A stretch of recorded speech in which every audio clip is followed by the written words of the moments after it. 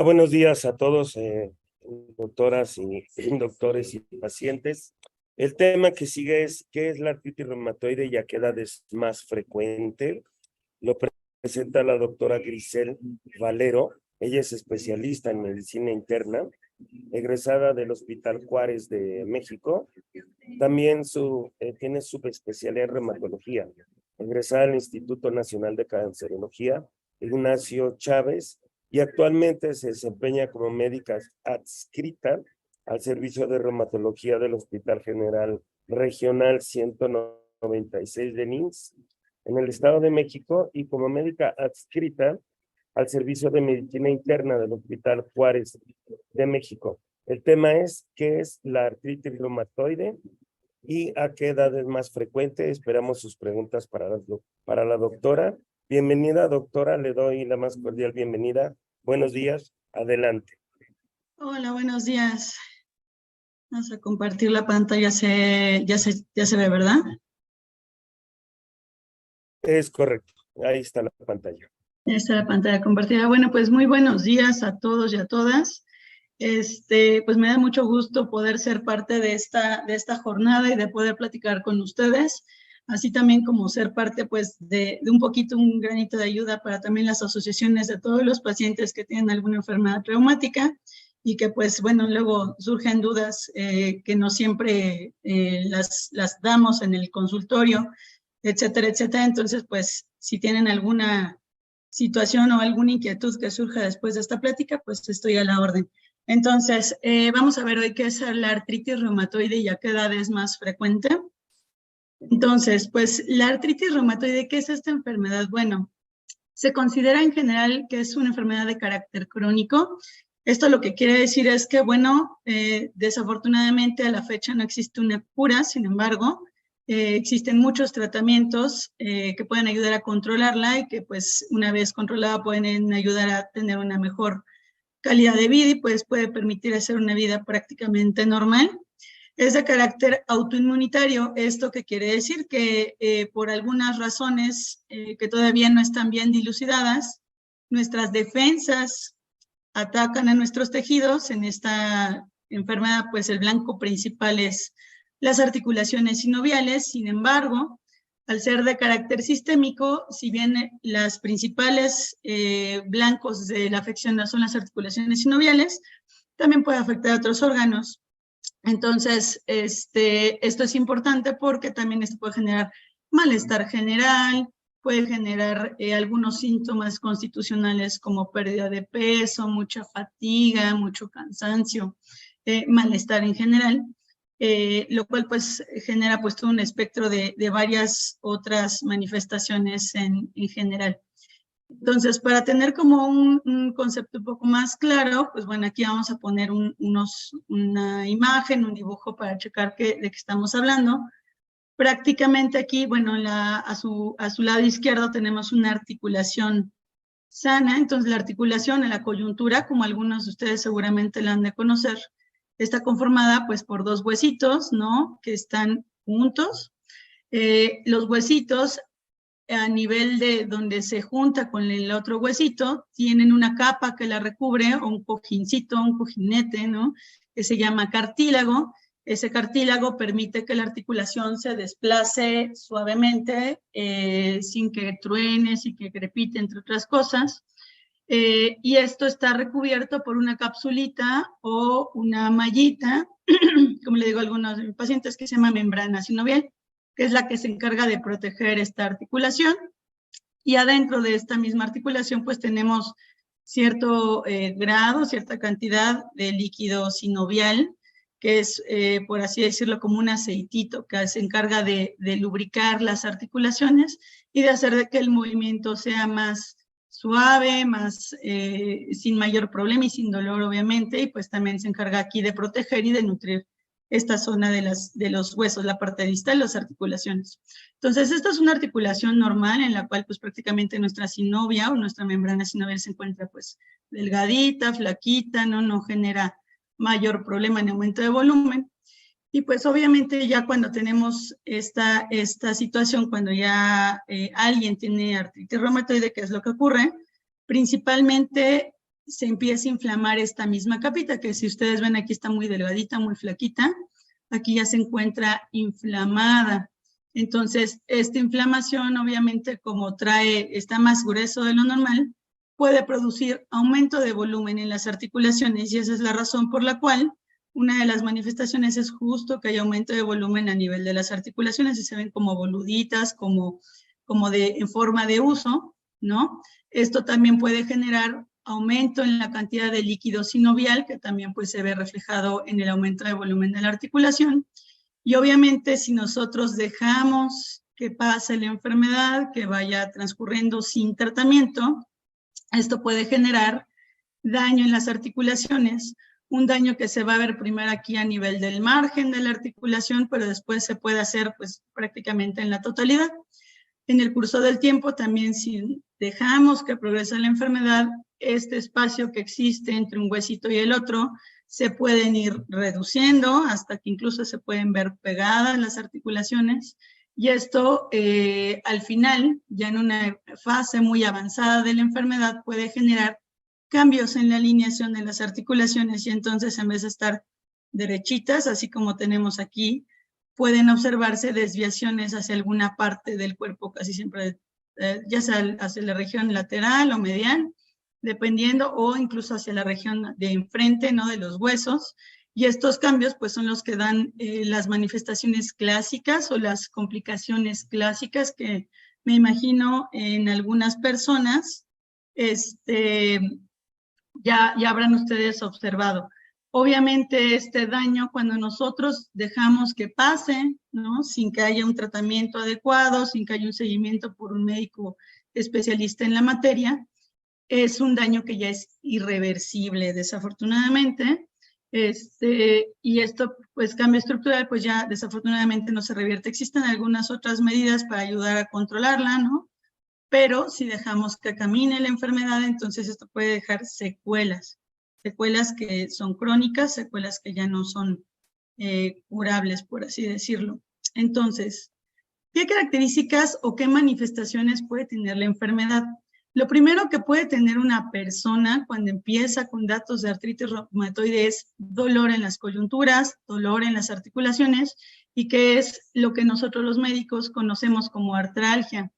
Habitualmente empieza en las articulaciones más chiquitas del cuerpo, que son las articulaciones de las manitas, las articulaciones de los pies, y después se pueden ir adicionando otras articulaciones ya de un tamaño un poquito más grande, como los codos, como los hombros, las rodillas, los tobillos, y habitualmente se van añadiendo, empiezan con poquitas y luego se van añadiendo, de tal manera que es de afección casi siempre poliarticular, es decir, que afecta 4 articulaciones o más. También dentro de las manifestaciones, aparte del dolor, podemos nosotros observar inflamación o ese aumento de volumen en la zona en donde se encuentra la articulación, y que es lo que nosotros los médicos conocemos como sinovitis. Se pueden observar habitualmente las manos, es lo primero que nosotros notamos, ¿no?, cuando existe inflamación, pero ese aumento de volumen se ve como boludito, se ve como hinchado. En algunas personas se puede sentir incluso que hay aumento de la temperatura a nivel local en esta zona, ¿no? Ya cuando está muy hinchado, incluso a veces se puede poner un poquito rojito. No es lo más característico, pero a veces, si está muy hinchada esa articulación, puede haber un poquito de aumento de la coloración de aspecto como rojito. Obviamente también cuando nosotros lo apretamos, lo palpamos o lo tocamos, ¿no?, puede generar dolor, porque pues la membrana sinovial se encuentra pues inflamada. La otra manifestación que puede llegar a ocurrir es que puede haber rigidez articular, y esa rigidez articular casi siempre los pacientes lo refieren como esa sensación de dificultad para iniciar los movimientos habituales, como se sienten como si fueran un robot, ¿no? Como que les cuesta trabajo moverse, se mueven, pero les cuesta trabajo, ¿no? Habitualmente esa rigidez va mejorando conforme van haciendo movimientos repetitivos de la articulación, ya sea abrir y cerrar sus manitas o estirar los brazos, y habitualmente tiene una duración de por lo menos 30 minutos, aunque pues la mayoría de los pacientes cuando va empezando pueden referir que dura más tiempo, 60 minutos, horas incluso, y esto a veces se va retirando ya que uno por ejemplo, se mete a bañar con agua calientita o que ya va empezando a hacer sus actividades habituales, ¿no? Como que dicen calentando motores, ¿no? Ya una vez que ya están calentando los motores, pues puede mejorar esa rigidez y habitualmente empeora con el reposo prolongado. Entonces, esta es la razón por la cual puede ser más prolongado, puede ser más importante cuando nosotros despertamos en la mañana, que pues es un periodo en el cual nosotros estuvimos durmiendo pues toda la noche, estuvimos quietos muchas horas, y pues en la mañana es cuando se siente más esa sensación, o si no también con el reposo prolongado, después de estar un ratito descansando en la casa, en el sillón, etcétera, puede empeorar esa sensación de rigidez articular. Esto pues habitualmente tiene una persistencia por varias semanas. De forma habitual nosotros decimos que pues ya son altamente sugestivas cuando duran 6 semanas o más, aunque incluso ya desde antes, ¿no? Si ya vemos que hay inflamación, que hay mucho dolor, esta cuestión de la rigidez, pues incluso desde antes se puede hacer ahí la detección temprana. Obviamente esto descartando otras cosas que también pueden generar dolor e inflamación, otras enfermedades que también se parecen a la artritis reumatoide, pero que pues hay que hacer el diagnóstico, ¿no? Y habitualmente cuando genera la afección es simétrico, es decir, si afecta un lado, ¿no? La mano derecha, ¿no? Por así decirlo, también puede afectar la mano izquierda y casi siempre el patrón de afección es en las mismas articulaciones. Y como les mencionaba, la mayoría de las ocasiones empieza con poquitas articulaciones, 2, 3, después se van agregando más, y eso hace que sea de carácter poliarticular, es decir, que se afectan más de 4 articulaciones al mismo tiempo, o se van añadiendo conforme va pasando el tiempo. Entonces, aquí vamos a ver unas imágenes más o menos para que se den una idea de cómo empieza la enfermedad y por qué es importante, porque a veces uno dice, pues sí, tengo como medio hinchado los dedos, pero pues nada, ¿no? Entonces, a veces la enfermedad no es tan evidente. Bueno, digo, obviamente, si no ha caminado, pues no tenemos todas las secuelas que ya algunas personas seguramente habrán observado, pero todo empieza por la hinchazón, sobre todo en esta zona de los nudillos, ¿no? Que se ven más boluditos, un poquito más rojos, ¿no? Y la que es más visible sobre todo es en esta zona de los dedos, que es la parte del medio, que se llaman interfalángicas proximales, ¿no? Se ve con mayor aumento de volumen con respecto al resto de las articulaciones. Obviamente esto cuando se hincha más, incluso puede generar dificultad para cerrar la mano y hacer el puño. A veces también este mismo dolor y molestia también pueden hacer que se nos dificulte hacer cosas como abrir las puertas de la casa, abrir la llave del fregadero o del lavabo, abrir botellas, hacer cosas rutinarias como hacer nuestros quehaceres, ¿no? En los cuales tenemos que exprimir cosas, o incluso tomar vasos, tazas, ¿no? Porque esto puede dificultar un poco. Y también las personas pueden sentir un poco de debilidad justo por esta cuestión de que no tienen la suficiente fuerza de agarre, ¿no? Para hacer actividades que de otra manera podríamos hacer de manera rutinaria. Entonces, lo primero que ocurre es esto. Esto es importante que si ustedes tienen alguna persona que viva con alguna enfermedad reumática o que sospechen que la pudiera tener, esto es lo primero que ustedes pudieran observar, ¿no? Como dato ahí de detección temprana, ¿no? Obviamente ya conforme va pasando el tiempo, pues entonces ya se van viendo las articulaciones de esta manera como tenemos aquí, que está ya más boludita de este lado, ¿no? Decimos aquí en los nudillos, en esta zona, y hay inflamación en estas partes de los dedos que decíamos nosotros son las interfalángicas proximales, y obviamente si va pasando el tiempo, esto ya son datos de una persona, por ejemplo, que ya ha tenido varios años de inflamación articular, ¿no? Y que ya está generando cambios en la alineación, estos cambios que nosotros podemos observar aquí, que nosotros denominamos como cuello de cisne, ¿no? Y pues obviamente con las dificultades que esto conlleva, esta persona, por ejemplo, aparte de que lleva varios años ya con la enfermedad, ha tenido una enfermedad bastante agresiva, que esa es la otra cuestión. En algunas personas puede ser pues de un comportamiento pues más o menos, ¿no? Pero en algunas personas puede ser una enfermedad agresiva.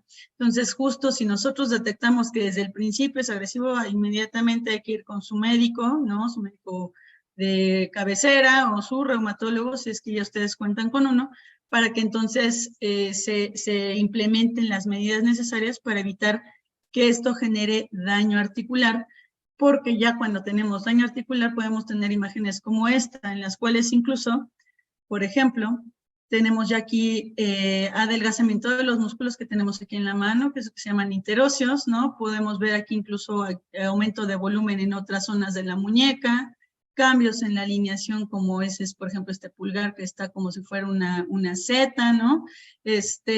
Ya los deditos se están haciendo de lado, estos deditos aparte se están haciendo hacia enfrente, ya no se estiran bien, ¿no? No están bien alineados completamente.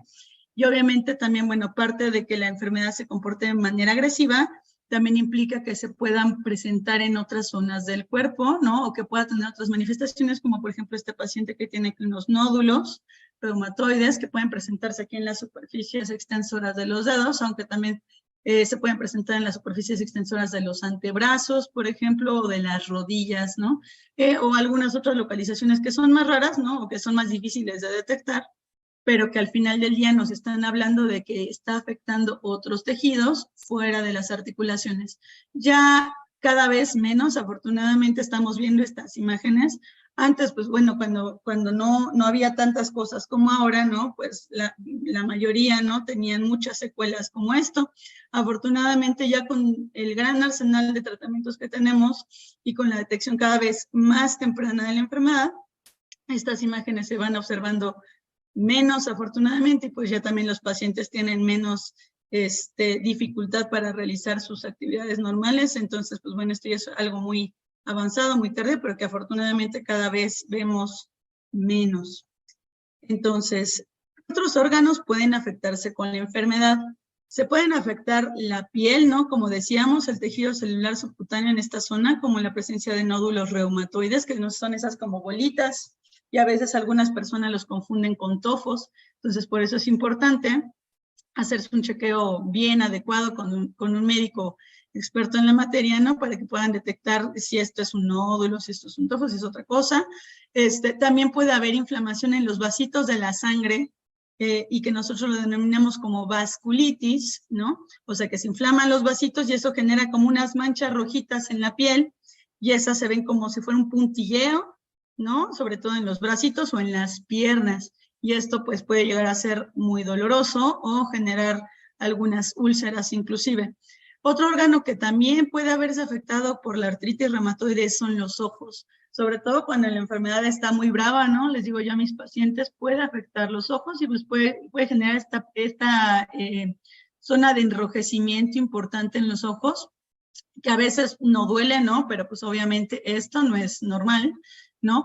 Y cuando genera mucho dolor, que la luz lastima, eso se llama fotofobia, que genera mucha dificultad para ver bien, esto pues nos está hablando de una afección que puede ser más grave y que pues obviamente puede poner en riesgo la salud de los ojos. Entonces, obviamente, si vemos este enrojecimiento que es anormal, acuérdense, es importante luego ir con su médico y obviamente para ver con qué especialistas también nos podemos nosotros apoyar para que evitemos que haya también secuelas en el ojo. Los pulmones también se pueden ver afectados en esta enfermedad. Entonces, esto puede generar algunos hoyitos ahí en los pulmones chiquitos que se llaman bronquiectasias, ¿no? Que se pueden llenar luego de secreciones y generar flema de forma crónica. Y también a veces, si dejamos que inflame mucho tiempo el pulmón, se puede hacer fibroso, se puede hacer duro, y esto pues puede limitar la cantidad de aire que ingresa y de oxígeno que ingresa, y pues obviamente esto puede traer falta de aire, puede traer tos, puede traer a veces flemas, ¿no? Y esto pues si sigue avanzando, incluso puede hacer que baje la oxigenación de nuestra sangre o la oxigenación de nuestro cuerpo, y puede ser necesario incluso que fuéramos usuarios de oxígeno, obviamente si esto se progresa, ¿no? También hay manifestaciones a nivel del corazón, de tal manera que puede haber la capita que recubre el corazón, que se llama pericardio, puede llenarse de líquido, se puede inflamar. Esto también es causa de falta de aire, incluso de dolor de pecho. Y es muy importante que también en estas personas pueda haber un desarrollo acelerado de una cosa que se llama placa de ateroma, o sea que se junta el colesterol se puede calcificar incluso en los vasitos de la sangre y hacer como una especie de sarro que lo recubre, haciendo que la luz se haga más chiquita, más pequeña, y esto ponernos en riesgo de desarrollar enfermedades del corazón como infarto agudo al miocardio o angina de pecho, entre otras cosas. Sobre todo esto ocurre cuando la enfermedad no está controlada o que no está tratada, ¿no?, por un médico experto. Esta es una de las principales cuestiones que puede llegar a afectar la aterosclerosis de manera acelerada. También puede afectar los nervios, puede haber sensación como de ardor en las manos o en los pies, debilidad en las manos o en los pies, eso se llama neuropatía, ¿no? Y esto también por la inflamación que hay en los vasitos chiquitos que nutren a los nervios periféricos. Esto afortunadamente ya cada vez es más raro, pero bueno, puede llegar a ocurrir. Y la otra situación es que también si a nivel de la médula espinal, si se desvían los huesitos que tenemos aquí en el cuello, sobre todo en la primera y segunda vértebras cervicales, y se desplaza una especie como de engrane que tenemos ahí hacia la cabeza, puede generar compresión a nivel medular, lo cual pues es algo grave. Y pues también en algunas ocasiones puede afectar la sangre. Como manifestación temprana, a veces, si la enfermedad está muy activa, hay mucha inflamación, puede generar anemia de bajo grado, se pueden elevar las plaquetas, esto como un marcador de inflamación, y ya de manera más tardía o en enfermedades que son más graves, puede haber disminución de las defensas del cuerpo, puede haber disminución de unas defensas especiales que se llaman neutrófilos, que nos ayudan a combatir bacterias, entre otras cosas, y pues ponernos en riesgo también de que adquiramos una infección de manera más fácil o que se pueda complicar de manera más fácil. Entonces, lo que nos atañe, que era la otra cuestión de lo de la edad. A nivel mundial sabemos que hay una prevalencia, o sea, hay más o menos entre 0.4 a 1.3% de la población afectada por esta enfermedad. En México sabemos, por estudios que se han hecho en nuestro país, que la población afectada en promedio es 1.6%, lo cual lo hace la enfermedad inflamatoria articular más frecuente de todas, ¿no? Es importante, ¿no? Hay zonas donde se concentra más, aunque pues bueno, en general en el promedio, ¿no?, se dice que es 1.6%, lo cual es una proporción bastante importante, y pues afecta más frecuentemente a las mujeres con respecto a los hombres, ¿no?, en una relación de tipo 3:1, aunque pues bueno, también los hombres pueden verse afectados por esta enfermedad. Esto no es una enfermedad exclusiva de mujeres, sí es más frecuente, pero no es exclusiva. Y pues bueno, con respecto al tema del día de hoy, ¿a qué edad se puede presentar esta enfermedad? Esta es una enfermedad que se puede presentar prácticamente a la edad que sea, ¿no? No hay de que no, esta es una enfermedad de gente grande nada más, no, claro que no. También existen personas desde los 18 años, 20 y tantos años, 30 y tantos años que se pueden afectar por esta enfermedad. Entonces, si seguimos aquí la grafiquita, ¿no?, de acuerdo a unos estudios que se han hecho en Estados Unidos, ¿no?, la población, pues sí, entre los 18 y los 34 años de edad, pues es 8.7 por cada 100,000 personas. Si bien no es tan frecuente, sí existen personas en este grupo de edad afectadas por la enfermedad, siendo el pico más importante entre los 50 y 60 años de edad. Ciertamente son las personas o es el grupo en el cual se puede presentar mayor número de casos de esta enfermedad, y conforme vamos bajando, bueno, más bien vamos subiendo de edad, ¿no?, alrededor de los 65 a los 74 años, pues bueno, también hay un grupo importante de pacientes, del 89 por cada 100,000 personas, y pues incluso por arriba de los 85 años ya también se puede presentar. Afortunadamente es menos frecuente, pero también puede llegar a haber casos de artritis en personas adultas mayores, por lo cual es importante en este grupo en particular detectar si los dolores que presentan o la inflamación o el aumento de volumen que traen las articulaciones es por desgaste, porque pues es una enfermedad, el desgaste articular más frecuente en personas mayores de 60 años de edad, o si más bien es de sinovitis o es por artritis reumatoide, lo cual pues se checa con su médico. Él es el médico encargado, ¿no?, de detectar qué tipo de afección tiene, si es por desgaste o más bien es por artritis. Entonces, para que no crean que nada más hay puro desgaste después de los 80 y tantos años de edad, o sea, también puede haber personas afectadas por artritis reumatoide. Entonces, ¿Quién puede tener más riesgo de desarrollar la enfermedad? Pues en realidad no tenemos la causa bien dilucidada, ¿no? No es completamente conocida, sin embargo se cree que existen algunos factores de riesgo que te ponen como en una zona de mayor riesgo de que se pueda presentar la enfermedad. Decíamos nosotros que el hecho de ser mujer sí nos confiere más riesgo, sobre todo ahí hay varias teorías, ¿no? Con respecto a la cuestión de las hormonas, entre otras cosas. Ya decíamos que pues, básicamente puede ocurrir a cualquier edad, aunque después de los 50 años de edad es más frecuente la enfermedad. Si yo tengo una persona, un familiar que tenga alguna enfermedad reumática, artritis reumatoide en particular, sí te puede poner más en riesgo de desarrollarla. Ahora, esto no quiere decir que ya sea una sentencia de que, por ejemplo, si mi mamá la tiene o algo así, ya a fuerzas a mí me va a dar, o sea, no siempre es el caso. Sin embargo, sí tienes un riesgo un poquito mayor con respecto a la población en general de poderla desarrollar si tienes algún familiar con alguna enfermedad articular inflamatoria. Y fumar es el factor desde el punto de vista de los factores de riesgo modificables más importantes. Se ha visto que la gente que fuma tiene mayor riesgo de desarrollar mayores defensas contra las articulaciones y pues esto generar inflamación.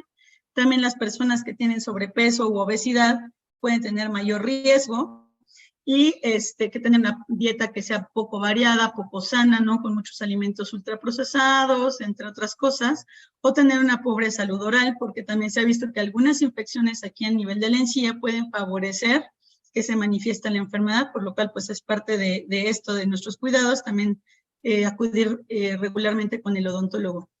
¿Cómo saber si tengo yo artritis reumatoide o no? Porque eso es probablemente como la principal pregunta que pueden ustedes tener. Bueno, si tú tienes dolor articular, dolor en tus coyunturas, o esa sensación de rigidez en las manos, en los pies, en los codos, en los hombros, ¿no? En ambos lados del cuerpo, porque decimos que se comporta de manera simétrica, y sobre todo en estas articulaciones que pongo yo aquí, eso es como un dato, ¿no? Algo que tendremos que checar. Si este dolor y esta rigidez duran semanas, varias semanas, decíamos por lo menos 6 semanas o más, aunque incluso desde antes ya podríamos checarlo ahí. Si esto del dolor o la rigidez es peor en la mañana cuando te levantas, esto pudiera ser también otro dato que te pudiera ir en miras de pues checar con un experto, ¿no? Si dura 1 hora o más, ¿no? Y si mejoran con las actividades habituales, también esto es otro dato. Y sensación de cansancio y malestar que acompaña todos estos síntomas, ¿no? También la gente a veces se refiere muy cansada, con mucha fatiga, sin ganas de hacer nada. Esto obviamente en el contexto de dolor e inflamación articular. Entonces, si tú tienes esto, pues obviamente tienes que ir con tu médico, ¿no?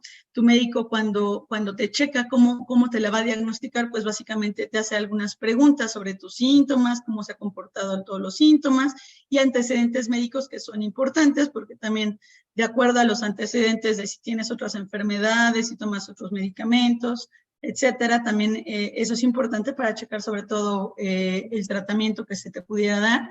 Tu médico te va a realizar una exploración física, un examen físico completo, ¿no? Si bien es cierto, te va a revisar tus articulaciones, que sería como lo importante aquí, también te va a revisar el resto del cuerpo, ¿no? Por decirle, el cabellito, los ojos, la boca, los pulmones, el corazón, para poder determinar si esto solamente ahorita está afectando solo las articulaciones o si existe afección en otros lados. Y pues te va a solicitar estudios de laboratorio generales, ¿no? Para ver cómo andas, si tienes anemia, baja las defensas, las plaquetas, cómo las tienes, en general cómo está la función de tu riñón, de tu hígado, etcétera. Y estudios especiales como el factor reumatoide, el anti-CCP, la proteína C reactiva y otros marcadores de inflamación. Pudiera ser necesario en la mayoría de los casos realizar algún estudio de imagen, ¿no? Como radiografías de las zonas que hay afectadas, ¿no? O incluso la solicitud de un ultrasonido musculoesquelético para checar si hay inflamación o alguna otra alteración que probablemente no sea vista luego con las radiografías, ¿no? Y de acuerdo a lo que encuentre en tu examen físico y a lo que encuentre tus estudios de laboratorio, pues bueno, determinarás si existe la enfermedad o no y se te iniciará el tratamiento que sea más adecuado para ti de acuerdo a tus características. Esto es muy importante, el tratamiento no en todas las personas es el mismo, cada persona tendrá algunas variaciones dependiendo de cómo se comporta la enfermedad, etcétera. Bueno, Me parece que esos serían los puntos más importantes, entonces voy a dar pie al espacio para dudas y comentarios que pueden ustedes tener acerca de la enfermedad y pues queda a la orden. Doctora Valero, muchísimas gracias por este tema. Aquí en los comentarios, Karina Espino Argüelles, paciente con lupus, le da el agradecimiento, doctora, y también al doctor Silveira aquí en los comentarios. También, doctora, hay aquí algunas preguntas. Sí. Permítanme ver, porque no me veo ya en el sistema. Aquí estoy. Sí, doctora, hablando de artritis idiopática juvenil, que generalmente las letras son A y J, artritis idiopática juvenil. Comentaba usted que palabras menos, palabras más, la enfermedad reumática, culturalmente tenemos también la visión de que es para viejos o ancianos, lo cual no es peyorativo decir viejo, podemos también decir personas de la tercera edad. ¿A qué edad empieza la artritis idiopática juvenil que da en niños? ¿A qué edad se considera siendo una enfermedad inmunológica que, como bien dijo usted, puede dar a cualquier edad? Y la población, quizá desconocemos que un niño puede tener ya graves deformaciones articulares. En conclusión, ¿a qué edad se da la artritis idiopática juvenil? ¿Y desde qué edad se considera en reumatología la máxima edad para que ya se considere una persona con una artritis tipo adulto? Espero haberme explicado. Sí, bueno, justamente si bien es cierto, bueno, la artritis reumatoide se considera a partir de los 16 años de edad para que nosotros lo clasifiquemos como tal. Sin embargo, esto no quiere decir que a los niños no les dé, y esto es bien importante porque a veces uno piensa, no, esto ya es una enfermedad de gente mayor, no le va a pasar a mi niño. O sea, los niños también pueden tener inflamación en sus articulaciones, el pico o el tiempo en el cual se puede empezar a presentar, aunque a veces incluso puede ser antes, entre los 3 años y hasta los 16 años de edad. Ahora, la artritis idiopática juvenil es un grupo grande de enfermedades, ¿no? Con varios subtipos y que tienen un comportamiento distinto. Aquí en esta situación, sí, obviamente vemos un pequeño que tiene aumento de volumen en sus articulaciones de sus manitas o sobre todo las rodillas luego son las que se inflaman a veces más. Esto no lo echen en saco roto, esto hay que valorarlo. Idealmente el especialista aquí que checa a los niños con artritis son los reumatólogos pediatras. Entonces también existe la especialidad de reumatología pediátrica, que son los expertos en ver enfermedades inflamatorias en los niños. Entonces, sí, desde los 3 años de edad, incluso hay niños pequeñitos que ya empiezan con inflamación articular en las manitas, y obviamente si nosotros como papás lo detectamos, inmediatamente hay que acudir, porque justamente a veces dejamos que progrese, porque uno no piensa que a veces puede ser, y entonces esto puede generar secuelas en las articulaciones de los pequeños, y estas secuelas también son irreversibles. Y entonces, a veces esto pues ya van acarreando todos estos problemas hasta la vida adulta, ¿no? Generando cierto grado de discapacidad o de limitación para hacer actividades habituales. Entonces, a cualquier edad puede ser, digo, este es otro grupo de enfermedades, pero también se comporta muy similar a la artritis reumatoide y puede inflamar pues prácticamente pocas o varias articulaciones. Entonces, si detectamos un pequeñito con inflamación articular, hay que llevarlo a valoración por un reumatólogo pediatra para que le determine qué tipo de artritis idiopática juvenil pudiera tener, y sobre de eso determinar qué tratamiento hay que darle, y también pues tomando en cuenta todas aquellas cuestiones del desarrollo, porque esto es lo principal que se puede ver afectado en estos pacientitos.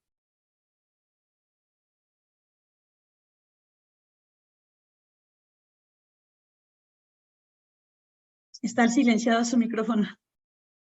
Gracias, una disculpa. Sí. Lo hago para que no se meta ruido de este lado. En el chat tenemos preguntas, doctora. Sí, gracias. Dice lo siguiente. ¿Por qué a veces, Cetlu pregunta, la organización en lupus, porque a veces se diagnostica primero como artritis y luego como lupus u otra enfermedad similar. Bueno, a veces también el lupus es una enfermedad que se comporta de manera muy diversa. En muchas personas a veces puede haber primero puras manifestaciones articulares y después con el curso del tiempo desarrollar otras manifestaciones en otros órganos, en el pulmón, en el corazón, en los vasos de la sangre, en la región de la piel y los anexos de la piel.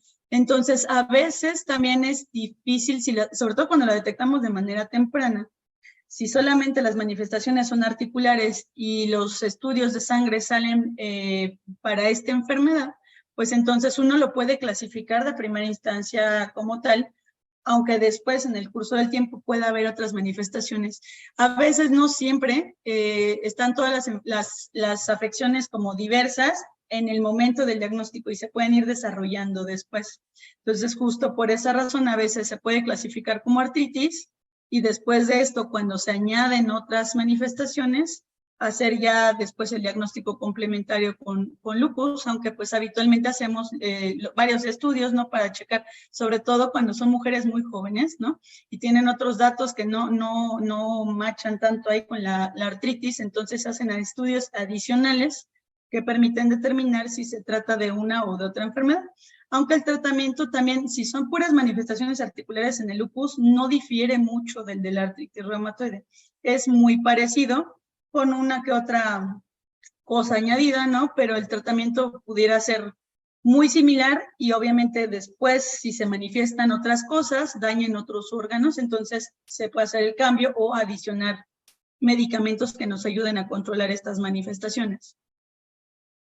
Doctora, tenemos unas 3 preguntas más. Sí. Pregunta, bueno, así se describe en la red social. Virgilius dice una pregunta, doctora Valero, perdón, con B chica. ¿Por qué a veces se diagnostica? No, perdón, corrijo, perdón. Virgilius igual, perdón. Mi esposa está escuchando conmigo y pregunta por qué es más frecuente en mujeres, como se mencionó, en valor de 3 a 1. Bueno, a veces tiene mucho que ver desde el punto de vista de las hormonas, ¿no?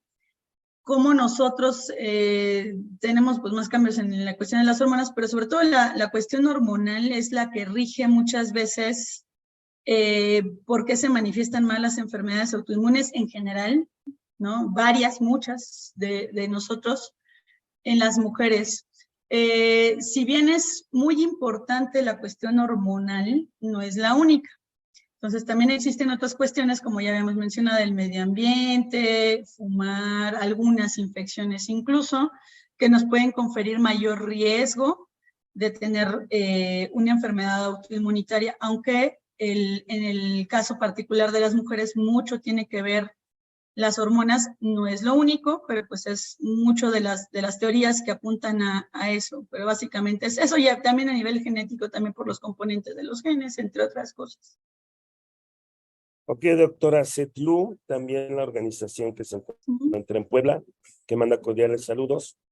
Gracias, igualmente. Pregunta, gracias, doctor. ¿Es verdad que en un embarazo puede hacer que la artritis se convierta en lupus? No. Habitualmente, una mujer con artritis reumatoide, una mujer joven, puede embarazarse, eso no hay mayor problema. Obviamente, hay que llevarlo de la mano con su médico reumatólogo, esperando el momento más idóneo para poderse embarazar, que idealmente es estando en remisión de la enfermedad. Su médico probablemente haga algunos cambios en el tratamiento para darle un tratamiento que permita que la enfermedad esté apagada o esté dormida y que pueda, o sea, compatible con el embarazo, ¿no? Para que no vaya a haber ningún problema con el bebé. Entonces, la artritis reumatoide en general, el 60%, no es una cantidad, pues, un poquito más de la mitad, va a tener disminución de la actividad de la enfermedad en la mayoría de las veces, y el riesgo principal es cuando nace el bebé, porque con el cambio de las hormonas, puede hacer que justo después de que nazca el bebé haya una exacerbación o haya un brote de la enfermedad. Entonces, habitualmente no se transforma en lupus. Probablemente aquí lo que puede ocurrir es que si ya tenías predisposición para tener lupus, ¿no? O a lo mejor es lupus y no artritis reumatoide, esto puede hacer que al contrario, el lupus es al revés. Las personas que tienen lupus, estando con la enfermedad dormida, el embarazo a veces puede exacerbar los síntomas, no siempre, pero bueno, cuando se embarazan y estamos con la carga de las hormonas hasta arriba, esto puede hacer que la enfermedad o se manifieste, porque a veces también esa es la manera en la cual nos damos cuenta, o se exacerbe, sobre todo si no está en metas de control. Entonces, probablemente aquí lo que ocurra es que sea un lupus, ¿no? Que estaba dormido y que se empiece ahí a prender cuando hay todo este cambio de hormonas, o que no es que la artritis se convierta en lupus, sino que a lo mejor siempre fue lupus, ¿no? Y que pues con el cambio de las hormonas puede haber exacerbación de los síntomas. Pero tanto como que se transformen, o sea, habitualmente cuando es una artritis reumatoide pura o sola, ¿no? Que no está acompañada, porque también esa es la otra cosa, la enfermedad a veces se puede acompañar de otras enfermedades autoinmunitarias, pero si está solita, habitualmente el curso habitual es que disminuya o se duerma la enfermedad durante el embarazo y que pueda haber una recaída, una recurrencia de la actividad después de que nazca el bebé. Doctora, pregunta Rosa Margarita Orellana. ¿Puede heredar esta enfermedad sus hijos? También nos saludan desde Zapopan, Jalisco. Desde Muchas Zapopan, gracias, Jalisco. Lorena Jicotenca también. Adelante. Sí, la pregunta era si se puede heredar la enfermedad. A los hijos. A los hijos, ok. No es una sentencia de que si yo la tengo, la voy a heredar a mis hijos. Ciertamente sí existe más riesgo de que mis hijos, si yo tengo enfermedad, yo tengo artritis reumatoide, los niños también la puedan tener, aunque no es una regla de que ya a fuerza les va a dar, no. Sin embargo, sí existe una proporción un poco mayor de riesgo de que la puedan tener en el curso de su vida, ¿no? Pero no necesariamente es que se va a heredar. O sea, hay personas que viven con artritis, tienen sus hijos y que pues los hijos son sanos, ¿no? O al menos, bueno, no tienen esta enfermedad. Entonces, sí el riesgo de que los hijos la tengan en el curso de la vida, sí es un poco mayor, pero no es una sentencia de que a fuerzas a todos les va a dar, ¿no? Entonces, esto les reitero, esto es algo que influye en muchas cosas aquí. Entonces, sí, alguna de las cosas o de lo más relevante sean los genes, ¿no? Pero no es lo único. Acuérdense que también existen otras cosas, decíamos las infecciones, la inflamación, infecciones a nivel de la boca, ¿no? El fumar, algunos otros estresores de los genes del medio ambiente también pueden hacer que se manifieste, incluso aunque no tengamos familiares con el antecedente de la enfermedad. Entonces, pues no se hereda, o sea, más bien se incrementa un poquito el riesgo, pero no es algo que a fuerzas les va a pasar a los hijos. Bueno, vamos a la recta final, doctora, agradeciendo las respuestas. Vivimos en Latinoamérica, en México, en países ricos en culturas esotéricas, místicas, con total libertad de credo.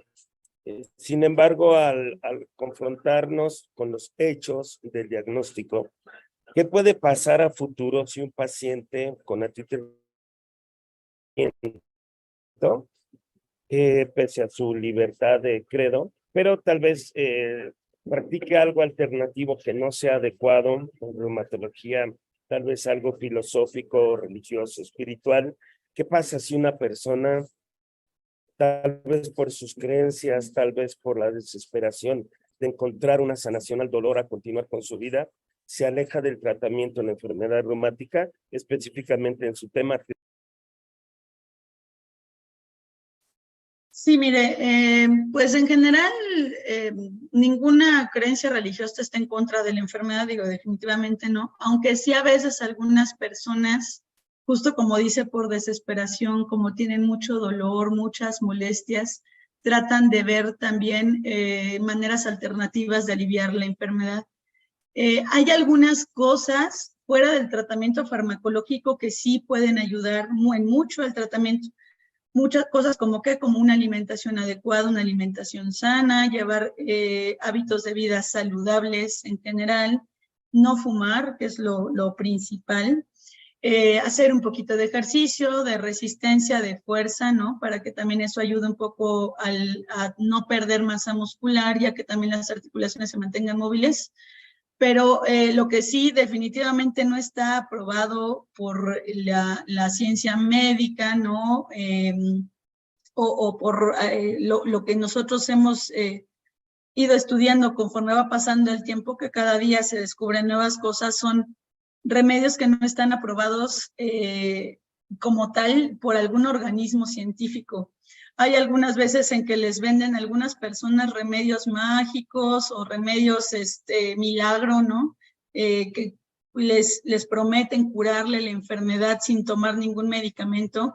Y obviamente esto, al no tener nosotros conocimiento de qué cosa es, en qué dosis se encuentra, cuáles son los componentes, no podemos nosotros establecer si esto puede generar daño a largo plazo o no, no solamente desde el punto de vista de que dejan que avance la enfermedad, sino que también a veces puede afectar otros órganos como el riñón, por ejemplo, o el hígado, pueden incluso generar infecciones y esto pues poner en riesgo su vida y su salud.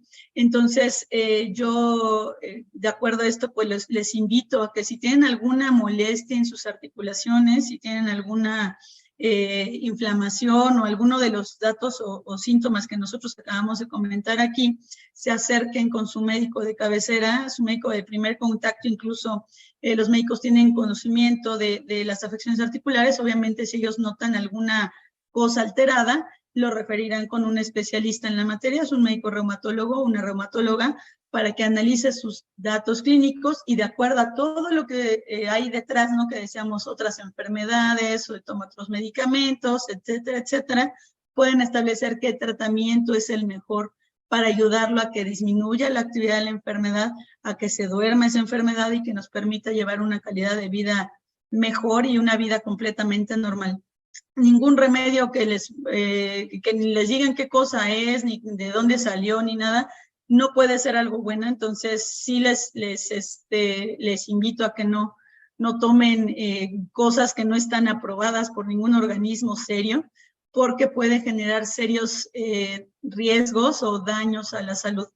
Entonces, siempre tengan contacto con su médico de cabecera o con su reumatólogo, si ustedes están con algún reumatólogo en general, para que les de la mano, ¿no? Como dice la doctora Salia, determinen cuál es el mejor tratamiento o qué es lo que, cómo pueden llevar de la mano el manejo médico, que es multidisciplinario, entre varios médicos y sobre todo entre el paciente y también sus familiares, que también se tienen que relacionar de manera estrecha para que pues todo fluya de manera adecuada en beneficio de los pacientes.